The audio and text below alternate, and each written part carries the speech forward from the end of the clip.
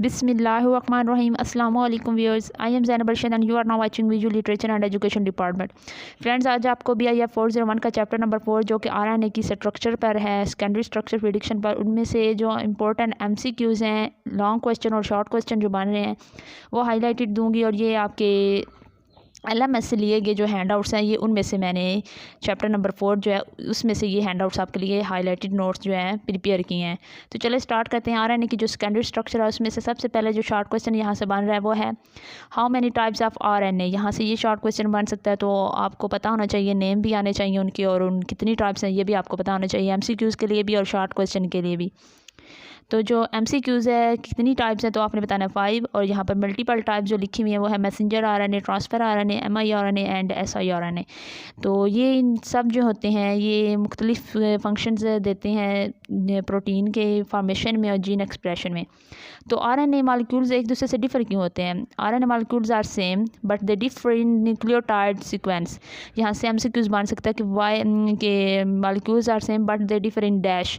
तो आपने बताना है कि जो RNA मालिक्यूल्स हैं वो न्यूक्लियोटाइड सीक्वेंस की वजह से एक दूसरे से डिफरेंस होते हैं।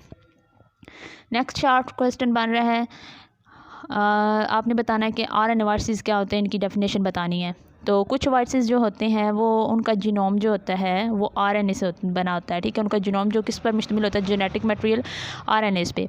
तो उन वायरसेस को हम कहते हैं RNA वायरसेस। तो इसकी जो एग्जांपल हैं वो आपकी MCQs में भी आ सकती हैं। तो MCQs में आपने इनकी एग्जांपल याद करनी है, human immuno deficiency virus and hepatitis C virus, ठीक है। ह्यूमन इम्यूनो डेफिशिएंसी वायरस जो है ये भी है RNA वायरस है, और हेपेटाइटिस C वायरस जो है ये भी RNA वायरस है। ये दोनों एग्जांपल आपने MCQs के लिए याद रखनी है। इनका जो जेनेटिक मटेरियल होता है वो RNA होता है। नेक्स्ट जो क्वेश्चन है नेक्स्ट वो है difference between RNA and DNA। बहुत सिंपल से डिफरेंस है जो आप लोगों ने बताना है कि इन दोनों के दरमियान में डिफरेंस क्या है RNA और DNA के। तो लिटिल डिफरेंस है, thymine is replaced by uracil in RNA molecule, ठीक है। थायामीन की जगह RNA में क्या होता है, यूरासिल होता है। RNA मालिक्यूल जो होता है ये सिंगल स्टैंडर्ड होता है, जबकि DNA डबल स्टैंडर्ड होता है। RNA मालिक्यूल्स के अंदर राइबोज शुगर होती है, ठीक है, जबकि DNA के अंदर डीऑक्सी राइबोज होती है। और जो थायामीन होती है वो DNA के अंदर होती है और यूरासिल जो होती है वो RNA के अंदर होती है। ये सारे डिफरेंस आपने याद रखने हैं। नेक्स्ट क्वेश्चन है short why RNA have shorter life span. तो इसकी रीज़न आपने बतानी है, because RNA has 2 hydroxyl group, that's why it has shorter life span because of both hydroxyl group repulsion, ठीक है। OH ग्रुप जो होते हैं वो रिपेल करते हैं सेम चार्ज होने रखने की वजह से, तो इस वजह से उनका जो लाइफ स्पान होता है वो शॉर्टर होता है। नेक्स्ट जो मॉड्यूल है वो मॉड्यूल नंबर 2 है आप चैप्टर 4 RNA का, types of RNA and their functions. तो आपने वैसे की जो कैटेगरीज होती हैं वो RNA की वो बेसिकली 2 होती हैं, जो कि एक इंक्लूड है कोडिंग RNA और दूसरा है नॉन कोडिंग RNA। तो जो कोडिंग RNA होता है उसमें भी शॉर्ट क्वेश्चन आ सकता है। कैटेगरीज अगर आ जाए RNA की तो आपने ये 2 बतानी है, coding RNA, non coding RNA। Next है कि coding RNA perform their code function in dash synthesis. यहाँ से ये MCQs बनेगा, तो आपने बताना है coding RNA perform their coded function in dash synthesis, protein synthesis में। सिमिलरली जो नॉन कोडिंग है उसमें MCQs बनेगा, non coding RNA helps in dash process, translation process में हेल्प करता है।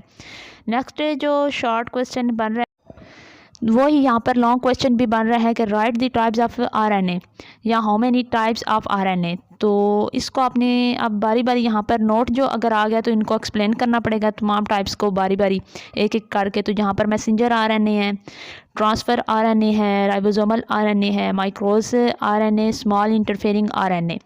तो ये 5-6 टाइप्स हैं जो आपने ज़हन में रखनी है। और इनके ऊपर जो है नोट्स भी लिखने को आ सकता है, नोट लिखें 2 या 3 मार्क्स का।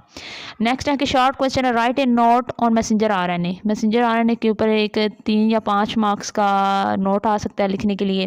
और MCQs यहाँ से बन रहा है कि मैसेंजर RNA की सेल के अंदर कितनी परसेंटेज होती है। तो सेल के अंदर मैसेंजर RNA जो होता है वो ओनली 5 to 10% होता है। और इसका काम क्या होता है, ये जो होती है मैसेंजर RNA ये वेरिएबल सीक्वेंस होता है और इसका साइज़ भी वेरिएबल होता है हर सेल में। और ये क्या करता है, it carries the genetic information from DNA to ribosome. यहाँ से जो MCQs बन रहा है कि मैसेंजर RNA कहाँ से इन्फॉर्मेशन कहाँ लेके जाता है, तो DNA से टू राइबोसोम के पास लेके जाता है, जहाँ पर प्रोटीन जो होती हैं वो असेंबल्ड होती हैं, बनती हैं। तो ये वाला MCQs आपने याद रखना है, अंडरलाइन कर दिया मैंने। इसके अलावा जो मैसेंजर RNA होता है उसका जो 5 एंड होता है वो किसके साथ कैप्ड होता है, with 7 methyl guanosine triphosphate. Most important, ये हर बार आता है पेपर में।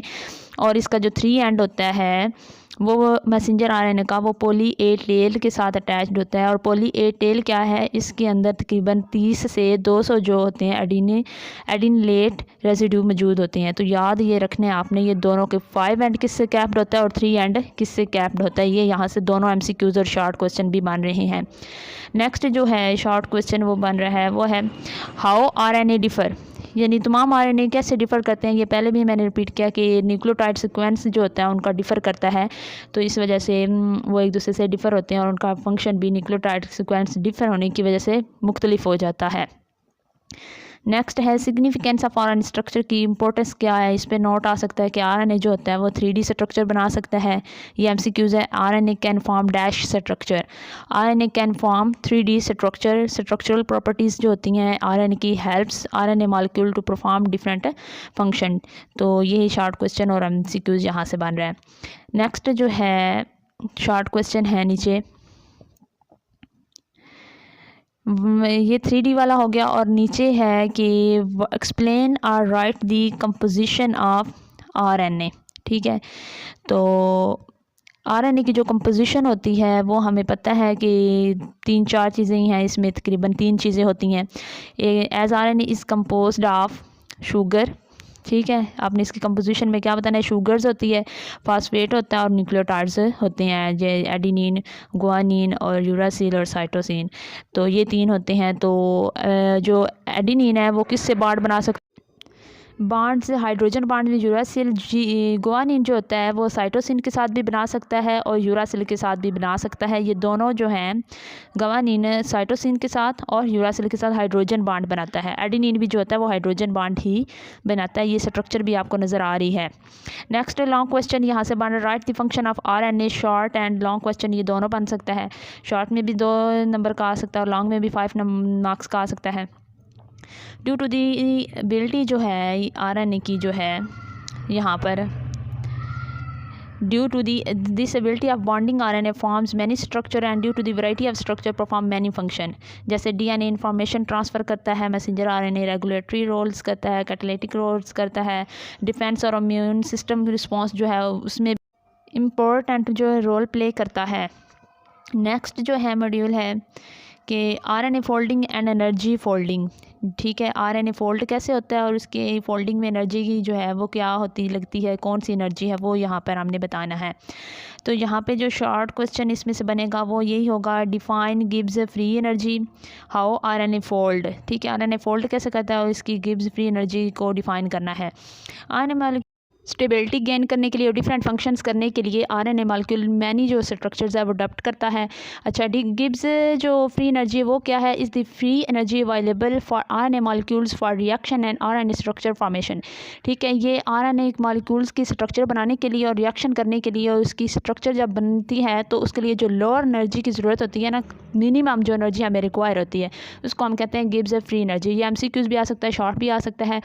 इसको लैंग्वेज एंड कोलमान ने 1987 में डिस्क्राइब किया था। ये अपने MCQs जो है मोस्ट इंपॉर्टेंट याद रखना है। In case if RNA has 2 स्ट्रक्चर we can select the one with the lowest energy state. हम उसको सिलेक्ट करेंगे जिसकी एनर्जी स्टेट लो होगी, क्योंकि वो ज़्यादा स्टेबल होगा, यानी जितनी ज़्यादा एनर्जी लो होगी उतनी वो स्टेबल होगा। We can calculate the overall energy of RNA molecules by summing of energies giving out during the process of folding. जब RNA मॉलिक्यूल फोल्ड हो रहा होता है तो ओवरऑल जितनी भी उसकी एनर्जी होती है उसको सम अप करके तो हम उसकी ओवरऑल एनर्जी कैलकुलेट करते हैं। और जो पॉजिटिव होती है वो स्टेबलाइजिंग करने के लिए और नेगेटिव वैल्यूज़ जो होती हैं वो डिस्टेबलाइजिंग एनर्जी को शो करता है। नेगेटिव वैल्यूज़ जो होंगी वो डिस्टेबलाइजिंग एनर्जी को शो करेंगी और जो पॉजिटिव वैल्यूज़ होंगी वो स्टेबलाइजिंग स्ट्रक्चर ऑफ आरएनए को शो करेगी। नेक्स्ट मॉड्यूल है calculating energies of folding composition of RNA. ठीक है, यहाँ से शॉर्ट है, लॉन्ग क्वेश्चन बन सकता है कि आरएनए की कंपोजिशन क्या है। तो आपने इसका आंसर जो है वो बताना है कि आरएनए किस पर कंपोज है। ये तो सबको ही पता है कि 4 न्यूक्लियोटाइड है होते हैं A, U, C and G, और इसकी बैकबोन में राइबोज शुगर होती है and these nucleotides have hydrogen bonding between them. ठीक है, इन सब न्यूक्लियोटाइड के दरमियान कौन सी बॉन्डिंग होती है? MCQ ये है हाइड्रोजन बॉन्डिंग। G जो होता है वो बॉन्ड बनाता है C से और U से। ठीक है, गुआनिन साइटोसिन और यूरासिल दोनों से हाइड्रोजन बॉन्ड बना सकता है और उनसे बॉन्डिंग कर सकता है, जिसके नतीजे में इनमें से एनर्जी फिर रिलीज़ होती है बॉन्डिंग बनने में। तो आपने ये बॉन्डिंग भी याद रखनी है कि इनके दरमियान बॉन्डिंग कौन सी है? Hydrogen bonding. तो इस वजह से मॉलिक्यूल जो होता है आरएनए वो स्टेबल होता है। तो इसकी अगर रीज़न पूछी जाए why RNA molecules become more stable, तो इसका भी आपको आंसर आना चाहिए। रीजनिंग क्वेश्चन है कि क्यों स्टेबल होता है। 5 न्यूक्लियोटाइड जो होते हैं हाइड्रोजन बॉन्ड्स बना देते हैं, और जिस बॉन्ड जब बनता है this bond formation released energy, ये एनर्जी रिलीज्ड करता है। RNA molecule took after secondary structure hence become more stable. ठीक है, सेकेंडरी स्ट्रक्चर को वो अपना लेता है एनर्जी रिलीज करने के बाद, और वो पहले से ज़्यादा स्टेबल हो जाता है, उसे जो है तोड़ना हो जाता है, मोर स्टेबल हो जाता है। नेक्स्ट जो है आपने इस मॉड्यूल में बताना है कि types of RNA secondary structures कौन कौन सी हैं। सेकेंडरी स्ट्रक्चर जो है आरएनए की, उनकी फर्दर टाइप्स होती हैं, लेकिन आपको ये बता दें कि complementary basis of RNA combine together to form RNA secondary structure. ये तो पता ही है कि जो प्राइमरी स्ट्रक्चर होती है जिसमें सिंपल न्यूक्लियोटाइड सीक्वेंस होते हैं आरएनए के, वो आपस में कंबाइन होते हैं when these nucleotides fold together, यानी सिंपल न्यूक्लियोटाइड जब फोल्ड टुगेदर होते हैं तो वो कम्प्लेक्स स्ट्रक्चर बना देते हैं, जिनको हम कहते हैं सेकेंडरी स्ट्रक्चर, जो कि 2S से रिप्रेजेंट करते हैं। नेक्स्ट जो है ये डेफिनेशन थी सेकेंडरी स्ट्रक्चर ऑफ आरएनए। अब इसकी टाइप्स कितनी हैं? यहाँ से शॉर्ट 2 नंबर का या 3 नंबर का लॉन्ग क्वेश्चन भी आ सकता है, how many types of secondary structure of RNA. तो प्रेफर्ड स्ट्रक्चर ऑफ आरएनए जो है secondary structure which has many structural patterns like helices, loops, blogs and junction. ये टोटल 4 हैं जो कि आरएनए की स्ट्रक्चर सेकेंडरी स्ट्रक्चर की टाइप्स हैं। जो सिंगल स्टैंडर्ड आरएनए होता है, ठीक है, तो उसमें क्या होता है, ये हेलिक्स में ये सिंगल स्टैंडर्ड आरएनए मॉलिक्यूल जो अपने ऊपर ही जो है खुद के ऊपर ही ना वो फोल्ड हो जाता है, डीएनए की तरह नहीं होता। RNA helix is formed when the RNA fold on itself. ये फर्स्ट टाइप है कि आरएनए हेलिक्स कैसे बनता है, ये शॉर्ट क्वेश्चन आ सकता है। तो सेकेंड स्ट्रक्चर जो है वो हेयर जो लूप है हेयर पिन की तरह वो बनाते हैं। तो ये आपको नज़र आ रही है, इसमें भी एक ब्लग सा बना हुआ है, और हेयर पिन जो लूप है उसकी स्ट्रक्चर जैसी इसकी स्ट्रक्चर है। तो loop of hair pin must at least 4 bases long, यानी एटलीस्ट इसमें कितनी ज़्यादा बेसिस होनी चाहिए? 4 बेसिस लॉन्ग न्यूक्लियोटाइड होना चाहिए। किसके लिए? To avoid steric hindrance. ये MCQs आ सकता है कि क्यों 4 बेसिस लॉन्ग होनी चाहिए? For the avoiding of dash steric hindrance with base pairing in the stem part of the structure. Okay, note that the hair pin reverse the chemical direction of RNA molecule. ये RNA molecule की chemical direction को reverse कर देती है, या ये भी आपका MCQs आ सकता है। मॉड्यूल 7 है टाइप्स ऑफ आरएनए स्ट्रक्चर, वही है कि टाइप्स कितनी हैं। तो नेक्स्ट जो हमारी टाइप्स थी कि आरएनए की जो प्राइमरी स्ट्रक्चर होती है वो फोल्ड करती है 5 to 3। MCQs है RNA first structure fold dash and 5 to 3 and make RNA secondary structure just like helix and hair pin structure. The third type of secondary structure वो कौन सी है?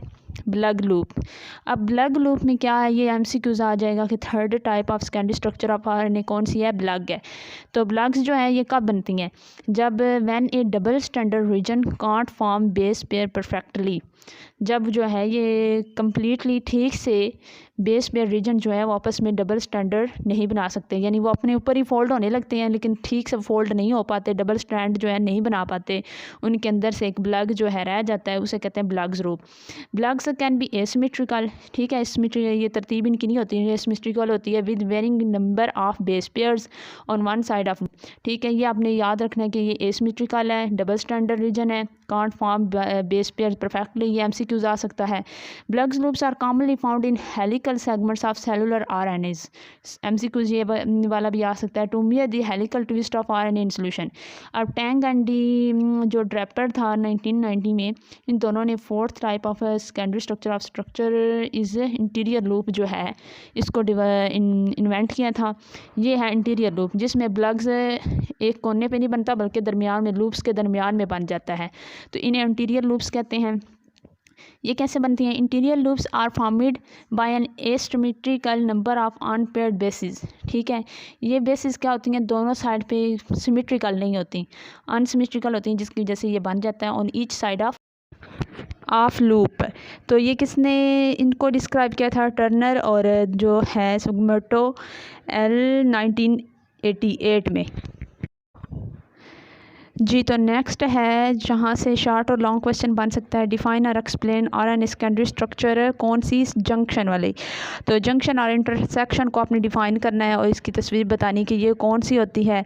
अब जंक्शन और इंटरसेक्शन में कौन क्या होता है? जंक्शन इंक्लूड 2 और मोर डबल स्टैंडर्ड रीजन्स। इसमें 2 या 2 से ज़्यादा डबल स्टैंडर्ड रीजन्स मिल जाते हैं और एक दूसरे से कनेक्ट होकर to form a closed structure, covering to form a closed structure, मिलकर एक क्लोज स्ट्रक्चर बनाते हैं। The unpaired bases pair appear as bulge. जो अनपेयर्ड रह जाता है ना अंदर से, जो नहीं बनाता बॉन्ड, वो ब्लग की शक्ल में अपीयर होता है। और इसको जुकर और स्नैकफो इन 1984 में उन्होंने इसको डिस्क्राइब किया था। ये MCQs आपने याद रखना है। और इंटरशियरी स्ट्रक्चर कब बनती है? जब RNA के अनपेयर्ड बेस पेयर्स होते हैं सेकेंडरी रीजन में, वो आपस में जब बाइंड आउट होते हैं तो वो RNA की टर्शियरी स्ट्रक्चर बनाते हैं। जी, तो नेक्स्ट टॉपिक है RNA टर्शियरी स्ट्रक्चर। अच्छा, पहले ये देख लेते हैं कि जब RNA सेकेंडरी स्ट्रक्चर बन रही होती है उस वक्त फोल्डिंग हो रही होती है RNA न्यूक्लियोटाइड्स की। अब फोल्डिंग के दौरान कुछ जो न्यूक्लियोटाइड्स होते हैं वो रिमेन ओपन। ठीक है, किस लिए ओपन रहते हैं? For interaction. और इंटरेक्शन के करके वो क्या बनाते हैं? Hydrogen bonds. वो आपस में ही हाइड्रोजन बॉन्ड्स होकर बनाकर इकट्ठे हो जाते हैं। जैसे ये शक्ल में दिखाई दे रहे हैं कि वो एक दूसरे के साथ ही हाइड्रोजन बॉन्ड्स बना लेते हैं और इस तरह की कम्पैक्ट स्ट्रक्चर वो क्या करते हैं? बनाकर न्यू स्ट्रक्चर देते हैं, उसे हम कहते हैं tertiary structure. These unpaired nucleotides of secondary structure interact with other unpaired nucleotides and formed a third structure called as dash. ये MCQs यहाँ से क्या बनेगा? आपने कहना है called as a tertiary structure. और एग्जांपल के तौर पर 4 nucleotides in hair pin loose structure does. ठीक है, हेयर पिन लूप में ये जो 4 स्ट्रक्चर, ऊपर 3 स्ट्रक्चर नज़र आ रही हैं, उसमें 4 न्यूक्लियोटाइड जो है वो मिलकर आपस में बना रहे हैं टर्शियरी स्ट्रक्चर। ये जो है MCQs भी है और शॉर्ट क्वेश्चन भी है कि टर्शियरी स्ट्रक्चर जो है वो आप एक्सप्लेन कर दें। तो ये आपको पिक्चर नज़र आ रही है, हेयर पिन लूप है, फिर इंटरनल लूप है, फिर एक्सटर्नल बेस। अच्छा, ये पिक्चर यही इंडिकेट कर रही है कि इंटरनल लूप्स में, मल्टीपल लूप्स में और बेस पेयर लूप्स में क्या फ़र्क है। अनपेयर्ड बेस पेयर्स जो है वो क्या इंडिकेट कर रही हैं, ये इतनी इंपॉर्टेंट नहीं है। तो नेक्स्ट क्वेश्चन है सूडोनोट क्या होता है? The unpaired bases in tertiary structure remain paired by abnormal folding। अच्छा, टर्शियरी स्ट्रक्चर में कुछ बेसिस जो होती हैं वो अनपेयर्ड रहती हैं abnormal फोल्डिंग के ज़रिए। फोल्डिंग होती है लेकिन abnormally होती है, लेकिन वो काम जो है ना फोल्डिंग करने के बाद भी स्ट्रक्चर्स नॉर्मली ही करती हैं। तो आज के लिए इस वीडियो में इतना ही था। नेक्स्ट वीडियो में मैं इससे जो फर्दर है वो अपलोड कर दूँगी। मुझे दीजिए इजाज़त। अल्लाह हाफिज़।